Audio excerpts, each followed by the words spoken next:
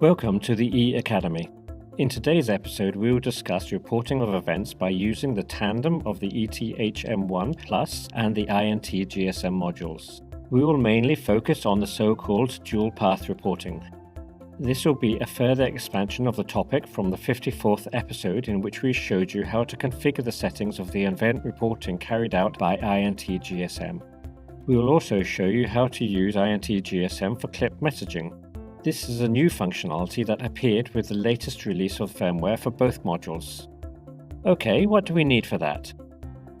A computer with Windows operating system and the DLoadX program installed, the Integra 128 Plus control panel with power supply and battery, the ETHM-1 Plus and INT-GSM modules, 2 SIM cards, an INT-TST touchscreen keypad, a USB-RS converter, a network cable, and a telephone. We will be using the set that was already configured in the previous episode. The local programming option is already enabled and the control panel is connected to the computer. All that remains is to run the DLoadX program. A message will be displayed about connecting to the system whose configuration is saved on our computer. Confirm, then click OK. In a situation where the Integra and Integra Plus control panel is working with the tandem of INT-GSM and ETHM-1 Plus modules, the dual path reporting can be used. This solution complies with the EN-50136 standard. It consists in the communication modules verifying the status of connections with monitoring stations on an ongoing basis, both via Ethernet and GPRS. The control panel will send event codes to the first station via Ethernet.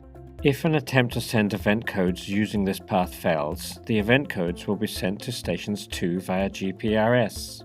The point is to ensure continuous and effective communication. Open the reporting window. If the tandem of communication modules is being used, you must check the reporting ETHM INT-GSM option. The method of configuration of individual settings in this window was discussed by us in the 54th episode. If you want to use the dual path reporting, check the dual path reporting option. If this is the case, you must indicate SIA IP as the IP format for both stations. In the upper part of the window, the SIA IP tab has appeared. Open it. Here you can check the send MAC address and send timestamp boxes. The control panel will then also add the MAC address of the Ethernet module and the date and time of the event to the event codes. Below you can indicate if you want the data to be encrypted. If this option is to be enabled, the SIA IP encryption key will also have to be defined. It can consist of 16 alphanumeric characters or, when the hex field is checked, of 32 hexadecimal characters. In the field below, enter a string of characters used to identify the control panel when reporting in the SIA IP format. Now you must define the supervision interval parameter. This is the time interval at which an additional transmission will be sent to check communication between the control panel and the monitoring station. This parameter must be specified for the first station, that is, the one of which events will be reported via Ethernet. Enter, for example, 10 minutes. While for the second station, you can specify a greater interval between transmissions, let's say 3 hours.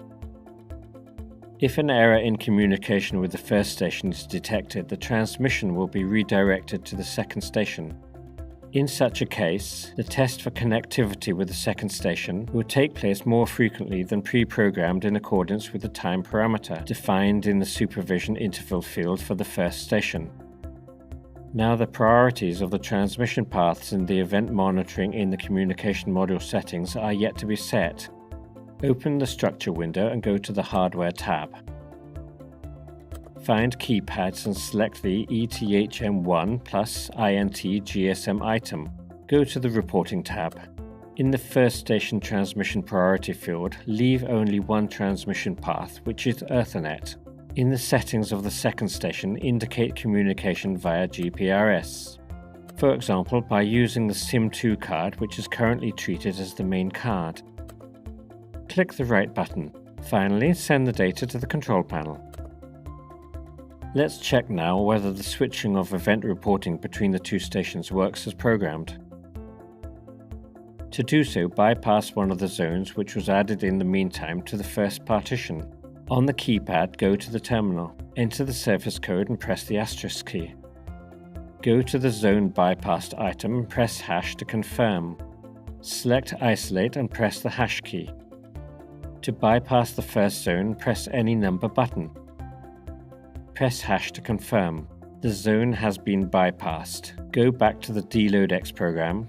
Open the event log. The last item in the list is zone bypassed.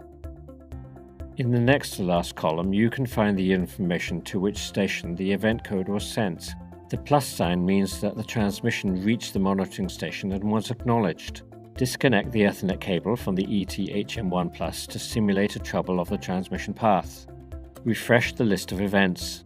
After a while, you can see that the recent events codes were successfully delivered to Station 2. That is, the reporting has worked as it was configured. Now we can go to the further part of today's episode, which is the clip messaging. The configuration will proceed in a similar way as in the case of SMS messaging settings, which we have already shown in episode 52. Let's get back then to the DLoadX program. Go to the SMS messaging clip control tab.